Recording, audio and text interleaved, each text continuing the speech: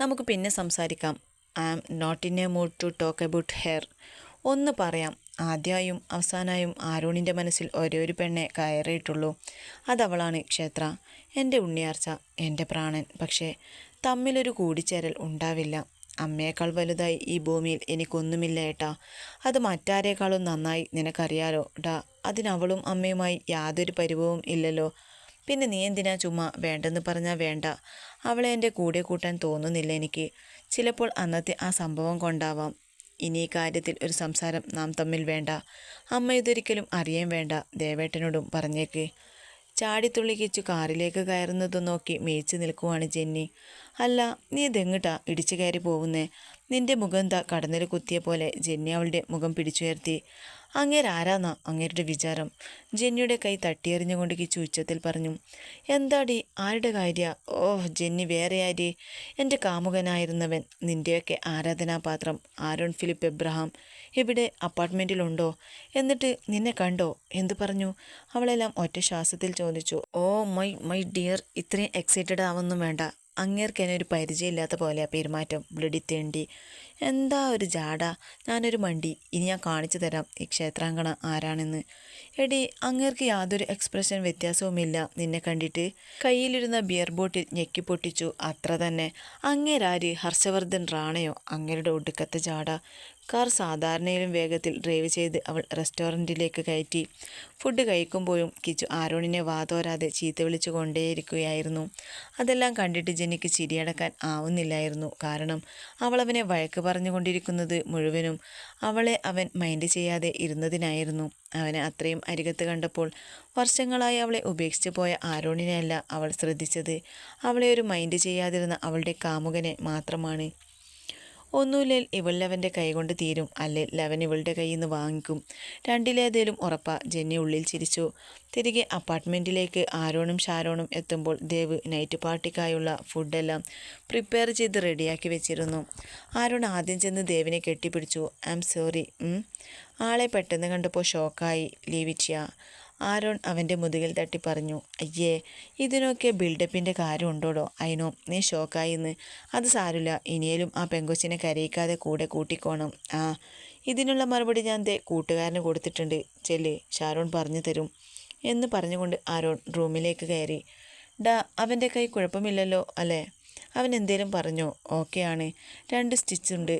വേറെ പ്രോബ്ലം ഒന്നുമില്ല. പിന്നെ ക്ഷേത്ര, അവൻ്റെ മനസ്സിൽ ഇപ്പോഴും അവളുണ്ട്. പക്ഷേ അവനൊരിക്കൽ പോലും അവളെ സ്വീകരിക്കില്ലെന്ന് പറഞ്ഞു. ഇനി ഈ കാര്യം പറയരുതെന്നും പിന്നെ അമ്മ ഒരിക്കലും ക്ഷേത്ര ആരാണെന്ന് അറിയരുതെന്നും പറഞ്ഞിരുന്നു. യാ, നമ്മുടെ പ്ലാൻ നമ്പർ 2 അമ്മയല്ലേ ഡാ. അമ്മ എങ്ങനെയും അവളെ ഒന്ന് കാണണം. ബാക്കി റെഡിയാക്കാം. വല്ലതും നടക്കുമോ? ഷുവർ, നീ ടെൻഷൻ ആവാതെ. രാത്രി ഞാൻ റൂമിൽ വന്നിരുന്ന് ഹാളുവിനെ വിളിച്ച് ആരോണിനെ കണ്ട വിശേഷങ്ങൾ പറയുകയായിരുന്നു. ഹാളു അവിടെ കണ്ണു തള്ളി ഇരിക്കുവാണെന്ന് അവളുടെ സംസാരത്തിലറിയാം. എപ്പോ, എവിടെ വെച്ച്, എങ്ങനെ, എന്തു പറഞ്ഞു? ഇത്രയും നാൾ എവിടെയായിരുന്നു? പിന്നീട് അങ്ങോട്ട് ചോദ്യങ്ങളുടെ പെരുമഴയായിരുന്നു. ഞാൻ അവളുടെ ചോദ്യത്തിനൊന്നും ഇഷ്ടത്തോടെയല്ല മറുപടി കൊടുത്തത്. അത് കേട്ട് സംശയത്തിൽ അവൾ എന്നോട് ദേഷ്യപ്പെടാൻ തുടങ്ങി. ഡീ കിച്ചു, വർഷങ്ങൾക്ക് ശേഷം അവനെ കണ്ടിട്ട് നിനക്കെന്തേ ഒരു സന്തോഷമില്ലാത്തേ? നിനക്കിതെന്താ? നേരെ കണ്ടിട്ട് പോലും കണ്ടഭാവം വെക്കാത്ത ആളോട് ഞാൻ എന്ത് സ്നേഹം കാണിക്കാനാ ഹാളു? മടുത്തടി. ശബ്ദം ഇടറിക്കൊണ്ട് ഫോൺ ബെഡിലേക്കിട്ടു. അതേസമയം കിച്ചുവിൻ്റെ ബാൽക്കണിയുടെ തൊട്ടരികിൽ അടുത്ത ബാൽക്കണിയിൽ ലെയറിങ്ങിൽ പിടിച്ചുകൊണ്ട് പൂർണ്ണചന്ദ്രനെ നോക്കി നിൽക്കുവാണ് ആരോൺ. എന്തിനാണ് പെണ്ണെ വീണ്ടും എൻ്റെ കൺമുന്നിലേക്ക് വന്നത്? ഓരോ വട്ടം നിന്നെ കാണുമ്പോഴും നിന്നോടുള്ള കൊതി കൂടുകയാണ്. സ്വന്തമാക്കണമെന്ന് അതിലേറെ ആഗ്രഹമുണ്ട്. പക്ഷേ വാക്കുകൾ പൂർത്തിയാക്കാതെ അവൻ വീണ്ടും വിദൂരതയിലേക്ക് കണ്ടു. ഇത്രയും നാൾ നീ അറിഞ്ഞ ആരോണല്ല ഇനി അങ്ങോട്ട് കാണുവാൻ പോകുന്നത്. നീ എന്നെ ഇപ്പോഴും സ്നേഹിക്കുന്നുണ്ട്. അതിൻ്റെ ഇരട്ടിയായി നിന്നെക്കൊണ്ട് ഞാൻ വെറുപ്പിക്കും. അതാണ് എൻ്റെ ടാർഗറ്റ്. ഉള്ളിലെ ഒരു സ്നേഹക്കടൽ മൂടിവെച്ചുകൊണ്ട് ആരോൺ വന്യമായി ചിരിച്ചു. പിറ്റേന്ന് രാവിലെ ഓഫീസിലേക്കുള്ള ക്യാബ് വന്നപ്പോൾ തീരെ താല്പര്യമില്ലാതെയാണ് ക്ഷേത്ര ക്യാബിലേക്ക് കയറിയത്. ജെന്നി കൂടെയിരുന്ന് കലപില എന്തൊക്കെയോ പറയുന്നുണ്ടെങ്കിലും അവളൊന്നും ശ്രദ്ധിക്കുന്നുണ്ടായില്ല. ഇന്നലെ മുറിഞ്ഞ രക്തമൊഴുകുന്ന ആ കൈ ഇടയ്ക്ക് മനസ്സിൽ തെളിയുകയായിരുന്നു. ഞാൻ ആരുമല്ലാത്ത ആർക്കും ഞാൻ ആരുമല്ല. തനിച്ചാക്കി പോവാൻ എല്ലാവർക്കും എളുപ്പമാണല്ലോ. ഇത്രയും നാൾ കാത്തിരുന്നതിൻ്റെ കൂലി കിട്ടി. അപരിചിതത്വം തൃപ്തിയായി. ഇനി ക്ഷേത്രയ്ക്കും അങ്ങോട്ട് വാശിയാണ്. ലെറ്റ്സ് സ്റ്റാർട്ട് അവർ ടോം ആൻഡ് ജെറി പ്ലേ. ക്യാബിൽ കയറി വിദൂരതയിലേക്ക് കണ്ണും നട്ടിരിക്കുന്ന അവളെ റൂമിലെ കർട്ടനുകൾക്കിടയിലൂടെ നോക്കി നിൽക്കുവാണ് ആരോൺ. നിനക്ക് നൊന്താലേ അയാൾക്ക് ആ സേതുമാധവനും വേദനയ്ക്കുള്ളൂ ക്ഷേത്ര. എന്നോട് ക്ഷമിച്ചേക്ക് നീ. അപ്പോഴും അവൻ്റെ ചുണ്ടിൽ വന്യമായ ചിരി തങ്ങിയിരുന്നു. ഫ്രഷാവാനായി ബാത്റൂം എടുത്തുകൊണ്ട് പിന്നിലേക്ക് തിരിയുമ്പോഴാണ് എലി പുന്നല് കണ്ട പോലുള്ള ചിരിയുമായി നിൽക്കുന്ന ദേവനെ അരുൺ ശ്രദ്ധിക്കുന്നത്. സ്വന്തം കയ്യിലിരിക്കേണ്ട മുതലിനെയല്ലേ ഇങ്ങനെ ഒളിച്ചും പാത്തും വായിൽ നോക്കുന്നതെന്ന് ഓർക്കുമ്പോഴാണ് എനിക്ക് ചിരി വരുന്നേ.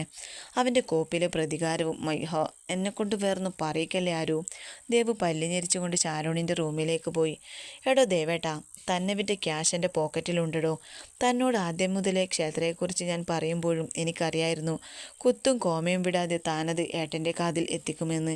അന്ന് പക്ഷേ ഇങ്ങനെയൊരു എൻഡിങ് ഞാൻ പ്രതീക്ഷിച്ചിരുന്നില്ല. എന്തായാലും ഏട്ടനെ അറിയാവുന്നത് കൊണ്ട് എനിക്ക് സന്തോഷമേ ഉള്ളൂ. അരുൺ ചിരിച്ചുകൊണ്ട് വാഷ്റൂമിലേക്ക് കയറി. ഷാരോൺ ഓഫീസിലേക്ക് പോകുവാൻ റെഡിയായി ഇറങ്ങുമ്പോഴും ദേവ് ഗഹനമായ ആലോചനയിലാണ്. നീ എന്താടാ ഇത്രയും ആലോചിച്ചു കൂട്ടുന്നേ?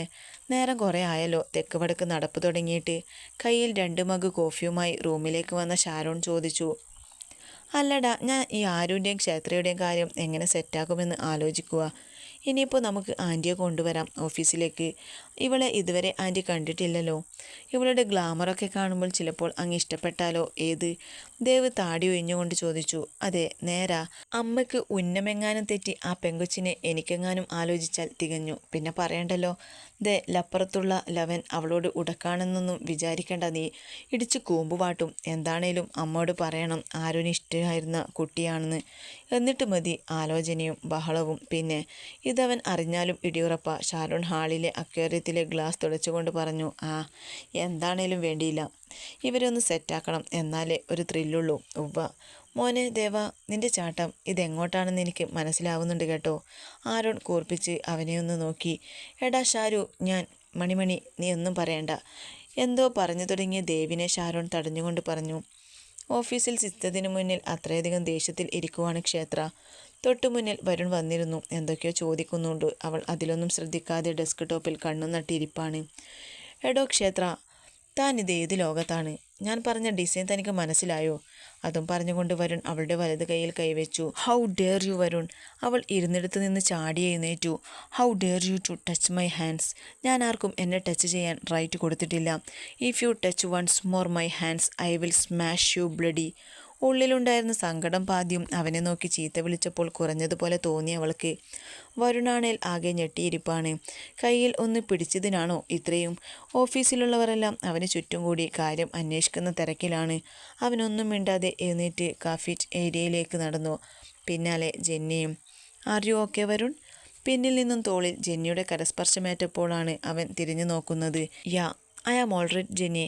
What happen to her? Mood ശരിയല്ലെന്ന് തോന്നുന്നു. ആ, അപ്പോൾ തനിക്ക് മനസ്സിലായിട്ടാണോ താൻ പിന്നെയും അവളുടെ നെഞ്ചത്തേക്ക് കയറി ചെന്നത്? വരുൺ, ഇത്രയും മൂഡ് ഓഫ് ആണെന്ന് അറിഞ്ഞില്ലടോ. കിട്ടേണ്ടത് കിട്ടിയപ്പോൾ കുറച്ച് ആശ്വാസം. ഇന്നലെ മുതലേ ആള് കുറച്ച് അഗ്രസീവ് മോഡാണ്. ഞാൻ പോലും ലിമിറ്റായിട്ട് സംസാരിക്കുന്നുള്ളൂ. ഇന്നലെ ആരോൺ സാറായിട്ട് ചെറിയൊരു ക്ലാഷ് ഉണ്ടായി അപ്പാർട്ട്മെൻറ്റിൽ വെച്ച്. അതാണ്. ആരോണായിട്ടോ? എന്ത്? അതിനവർ തമ്മിൽ എന്ത് പരിചയം? അവൾക്ക് ഇത്രയും ധൈര്യമോ? ഞാനൊക്കെ അങ്ങേരുടെ നേരെ പോലും നോക്കാറില്ല. ഫുൾ ടൈം ഒരുമാതിരി ഇഞ്ചി കടിച്ച കുരങ്ങിനെ പോലെയാണ് ഇരിപ്പും. ആവോ, ഞാൻ ചോദിച്ചില്ല. Anyway you just leave it whatever she said. It's okay Jenny. ഇതെല്ലാം കണ്ടുകൊണ്ട് കുറുക്കൻ്റെ ചിരിയുമായി ആ ഇളം പച്ചക്കണ്ണുകൾ അവൻ്റെ ക്യാബിനിലേക്ക് കയറിപ്പോയി. അപ്പോഴും അടങ്ങാത്ത ദേഷ്യവുമായി ബാൽക്കണിയിൽ നിൽക്കുകയാണ് ക്ഷേത്ര. ഷാരോൺ ക്യാബിനിലേക്ക് വരുമ്പോൾ ആരോൺ ഫോണിൽ എന്തൊക്കെയോ സെർച്ചിങ്ങിലായിരുന്നു. എന്താടാ, ഇനി ഊരു ചുറ്റിൽ എങ്ങോട്ടാണെന്നാണോ തപ്പുന്നേ? നോ, ഇനി കുറച്ച് നാളത്തേക്ക് ഞാൻ ഇവിടെ തന്നെ ഉണ്ടാവും ഏട്ടാ. കുറച്ച് കാര്യങ്ങൾ ചെയ്യാനുണ്ട്. അവൻ ഉള്ളിൽ ഊറിച്ചിരിച്ചുകൊണ്ട് പറഞ്ഞു. അത് തന്നെയാ ഞങ്ങൾക്കും വേണ്ടത്, ഷാരോൺ മനസ്സിൽ പറഞ്ഞു. എന്താ, ഏട്ടൻ എന്തെങ്കിലും പറഞ്ഞായിരുന്നോ? ഏയ്, നീ ഇവിടെ ഉണ്ടായാൽ അമ്മയ്ക്ക് സന്തോഷമാകുമെന്ന് പറഞ്ഞതാ. എടാ ചേട്ടായി, നീയും നിൻ്റെ മറ്റവൻ ദേവും എന്തൊക്കെയോ ബ്ലഡി പ്ലാനിങ് ആണെന്ന് എനിക്ക് നന്നായി അറിയാം കേട്ടോ. പക്ഷേ അതൊന്നും വില പോവില്ല. പിന്നെ അമ്മ ഒന്നും അറിയുകയില്ല കേട്ടല്ലോ. ചെയറിൽ നിന്നും എഴുന്നേറ്റ് ഷാരോണിൻ്റെ ടൈ ഒന്നുകൂടെ വലിച്ച് ടൈറ്റാക്കിക്കൊണ്ട് ആരോൺ പറഞ്ഞു. ഇതെന്നാടവ്വേ, ഇപ്പോൾ നീയാണോ അതോ ഞാനാണോ ഏട്ടൻ? നിന്റെ സംസാരവും ഭീഷണിയും കേട്ടാൽ ഞാൻ അനിയനെ പോലെ തോന്നുവാ. അങ്ങോട്ട് മാറി നിൽക്കട ചക്ക, ഷാരോൺ കഴുത്തിലെ പിടിപിടിച്ചുകൊണ്ട് പറഞ്ഞു. അതിനുത്തരമായി ആരോൺ മെല്ലെ ചിരിച്ചുകൊണ്ട് ക്യാബിനിൽ നിന്നും ഡോർ തുറന്ന് പുറത്തേക്കിറങ്ങി. അവനിനി എന്തിനുള്ള പുറപ്പാടാണ് ഈശ്വര? ഷാരോൺ 2 കൈയും മലർത്തി. ക്യാബിനിൽ നിന്നും ഇറങ്ങിയ ആരോൺ നേരെ പോയത് വരുണിൻ്റെ സ്പേസിലേക്കാണ്. ആരോണിനെ കണ്ടപ്പോൾ തന്നെ അവൻ ചാടി എഴുന്നേറ്റു. Good morning sir. Very good morning Varun. കഴിഞ്ഞ വട്ടം ഞാൻ ഇയാളോടൊരു ഡിസൈൻ്റെ കാര്യം പറഞ്ഞിരുന്നു. Don't you remembered it? Yeah. Oh sir, ഞാനും ക്ഷേത്രയും അത് ഡിസ്കസ് ചെയ്യുമായിരുന്നു. ഇവനെ ഞങ്ങൾ ഫൈനലൈസ് ചെയ്ത് റിപ്പോർട്ട് തരാം സർ, വരുൺ വിനീതമായി പറഞ്ഞു. No Varun, it's time. You both should be in my cabin within 10 minutes. We can discuss each other. Aaron ഒരു പുരികം ഉയർത്തിക്കൊണ്ട് വരുണിനോട് ചോദിച്ചു. Sure sir, will be there. അതും പറഞ്ഞ് വരുൺ ക്ഷേത്രയെ തപ്പിയിറങ്ങി. എൻ്റെ ഗുരുവായൂരപ്പ, ഇങ്ങേരുത് എന്തിനുള്ള പുറപ്പാടാണെന്ന് ആർക്കറിയാം. ലവണാണ് എന്നെ കടിച്ചുകൂടെയും അങ്ങേരെന്നെ മാന്തിപ്പറിക്കും. എന്തായാലും രണ്ടും പേപ്പട്ടി മോഡാണ്. ബാൽക്കണിയിൽ അതേ നിൽപ്പാണ് കിച്ചു. ജെന്നി അടുത്തു നിന്ന് എന്തൊക്കെയോ പറയുന്നുണ്ട്. അവൾ പുറത്തേക്ക് നോക്കിയാണ് നിൽപ്പ്. വരുൺ അവർക്കരികിലേക്ക് വരുന്നത് കണ്ടപ്പോൾ ക്ഷേത്ര ലിഫ്റ്റിലേക്ക് കയറാൻ തുടങ്ങി. എടോ Kshetra, 1 second, we have a discussion now. ഓപ്പണായ ലിഫ്റ്റിന് മുന്നിൽ ഒന്ന് നിന്നുകൊണ്ട് ക്ഷേത്ര അവനെ നോക്കി. എന്ത് ഡിസ്കഷൻ? വിത്ത് ഹൂം? എടോ, അത് നമ്മുടെ ആ ഡിസൈൻ, അത് ആരോൺ സാറിന് ഇപ്പോൾ കിട്ടണമെന്ന്. അതിന് സാറിൻ്റെ ക്യാബിനിൽ നമ്മളോട് ചെല്ലാൻ പറഞ്ഞിട്ടുണ്ട്. 10 മിനിറ്റാണ് പറഞ്ഞേക്കുന്നത്. അത് കേട്ടതും അവളുടെ ഫേസ് ഒന്നുകൂടെ വലിഞ്ഞു മുറുകി. പറ്റില്ല. അങ്ങേര് പറയുമ്പോൾ തന്നെ ഡിസൈൻ എടുത്ത് കൊടുക്കാൻ നമ്മൾ റോബോട്ട്സ് ഒന്നും അല്ല എന്ന് പറഞ്ഞേക്ക്. ശരിയാവുമ്പോൾ സബ്മിറ്റ് ചെയ്യും. അയാളാരാ? ബ്ലഡി. ഇയാൾ പോയി അറ്റൻഡ് ചെയ്, എനിക്ക് സുഖമില്ല. യൂഗോ വരുൺ. അവൾ ചാടിത്തുള്ളി ലിഫ്റ്റിൽ കയറി. വരുൺ നേരെ ജെന്നിക്കരികിലേക്ക് ചെന്നു. ഇത് ഇഷ്യൂ ആവും ജെന്നി, താനൊന്ന് പറയും അവളോട്, അല്ലെങ്കിൽ ആരോൺ ക്യാബിനിൽ നിന്നും ഇറങ്ങി വരും, അടിയാവും. പ്ലീസ്. നീയും കണ്ടതല്ലേ അവളുടെ ബിഹേവിയർ. ഇപ്പോൾ ഞാൻ പറഞ്ഞാലും ഇതൊക്കെ തന്നെയാവും അവസ്ഥ. തൽക്കാലം നീ ചെല്ലട്ടോ. അവളെ ക്യാബിനിൽ കണ്ടില്ല എന്ന് പറഞ്ഞാൽ മതി. തമ്പുരാൻ അറിയാം. വരുണൊന്ന് ആലോചിച്ചുകൊണ്ട് ആരോണിൻ്റെ ക്യാബിനിലേക്ക് നടന്നു. May I get in sir? അടഞ്ഞുകിടന്ന ഡോറിൽ തട്ടിക്കൊണ്ട് അവൻ വിളിച്ചു. Yeah, get in guys. തൻ്റെ റൂമിൽ അവളെ കിട്ടിയ സന്തോഷത്തിൽ മുഖമുയർത്തി നോക്കിയ ആരോണിൻ്റെ കണ്ണുകൾ പെട്ടെന്ന് കുറുകിയിരുന്നു. യെസ് വരുൺ, തൻ്റെ ഡിസ്കഷൻ തുടങ്ങാം. വേറെ ആരോ കൂടി ഉണ്ടെന്ന് പറഞ്ഞിട്ട് അവൻ നിഷ്കളങ്കനെ പോലെ വരുണിനോട് ചോദിച്ചു. എക്സ്ക്യൂസ് മീ സർ, ഞാൻ തനിച്ചേ ഉള്ളൂ. എൻ്റെ കൂടെയുള്ള ആൾക്ക് തലവേദനയാണെന്ന്. സോ ഞാൻ പറഞ്ഞാൽ മതിയല്ലോ. അവൻ ആരോണിൻ്റെ മുഖത്ത് വ്യാകുലതയോടെ പറഞ്ഞു. അത് തീരുമാനിക്കുന്നത് ഇയാളാണോ? ആരോൺ ചെയർ പിന്നിലേക്ക് തട്ടി നീക്കി ചാടി എഴുന്നേറ്റു. അത് കണ്ട് വരുണും.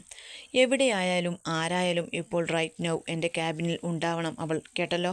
ആരോൺ ഒരു അർത്ഥത്തിൽ പറഞ്ഞാൽ കലി തുള്ളുകയായിരുന്നു. വരുൺ കാറ്റിൻ്റെ വേഗത്തിൽ ക്യാബിൻ തുറന്ന് പുറത്തേക്കിറങ്ങി. ജെന്നിയോട് കാര്യം പറഞ്ഞപ്പോൾ അവളും വരുണിനൊപ്പം ക്ഷേത്രയുടെ പ്ലേസിലേക്ക് ചെന്നു. കാര്യം പറയാൻ രണ്ടാളും ബുദ്ധിമുട്ടി. ആദ്യം അവൾ ഷൗട്ട് ചെയ്തെങ്കിലും പിന്നീട് അവൾ ജെന്നിയുടെ വാക്കുകൾ ചെവിക്കൊണ്ട് നിന്നു. നോക്കു കിച്ചു, അയാൾ ആരും ആവട്ടെ, പക്ഷേ നമുക്കിപ്പോൾ അയാൾ ബോസാണ്. So we have to obey him. So നീ ഇപ്പോൾ അയാൾ പറയുന്നത് കേൾക്കണം. നിനക്ക് റിസൈൻ ചെയ്യാൻ പോലും പറ്റില്ല എന്ന് അറിയാമല്ലോ. So B cool. അങ്ങേരെന്ത് പറഞ്ഞാലും ഒന്നും മിണ്ടാൻ പോവണ്ട. ജെന്നി അവൾക്ക് ആവും പോലെ പറഞ്ഞ് മനസ്സിലാക്കി വിട്ടു. കിച്ചുവിൻ്റെ ചാടിത്തുള്ളിയുള്ള പോക്ക് കണ്ട് ജെന്നി ഇല്ലാത്ത കർത്താവിനെ വരെ വിളിക്കുന്നുണ്ടായി. ആരോണിൻ്റെ റൂമിലേക്ക് നോക്ക് പോലും ചെയ്യാതെ ചവിട്ടിത്തുള്ളി കയറി ചെന്ന അവളെ ആരോൺ അടിമുടിയൊന്ന് നോക്കി. Who the hell are you? Aaron ആ ക്യാബിൻ കുലുങ്ങുന്ന രീതിയിൽ അലറി. ബട്ട് അവളുണ്ടോ കുലുങ്ങുന്നു? ആരോടാണെന്ന മട്ടിൽ അവൾ സീലിങ്ങിലെ ബൾബുകൾ എണ്ണുന്നുണ്ട്. ഇതെല്ലാം കേട്ട വരുൺ അവളെ ഷോൾഡറിൽ തട്ടി കണ്ണുകൊണ്ട് ആരോണിനെ നോക്കാൻ പറയുന്നുണ്ട്. Don't you have any manners to entered in somebody cabin? Aaron പല്ല് ഞെരിച്ചു. എക്സ്ക്യൂസ് മീ സർ, ഇപ്പോൾ തന്നെ ക്യാബിനിലെത്തണം സർ, അത്യാഹിത നിലയിലാണ് എന്നൊക്കെ പറഞ്ഞതുകൊണ്ട് നോക്ക് ചെയ്യാനൊന്നും സമയം കിട്ടിയില്ല. കിച്ചു അവനെ പരിഹസിക്കും പോലെ പറഞ്ഞു. നിനക്ക് തോന്നുമ്പോൾ കയറാനും ഇറങ്ങാനും ഇത് നിന്റെ അപ്പന് സ്ത്രീധനം കിട്ടിയതൊന്നുമല്ല മിസ് ക്ഷേത്രാങ്കണ സേതുമാധവൻ. അവൻ ഒരു പുച്ഛച്ചിരിയോടെ പറഞ്ഞു.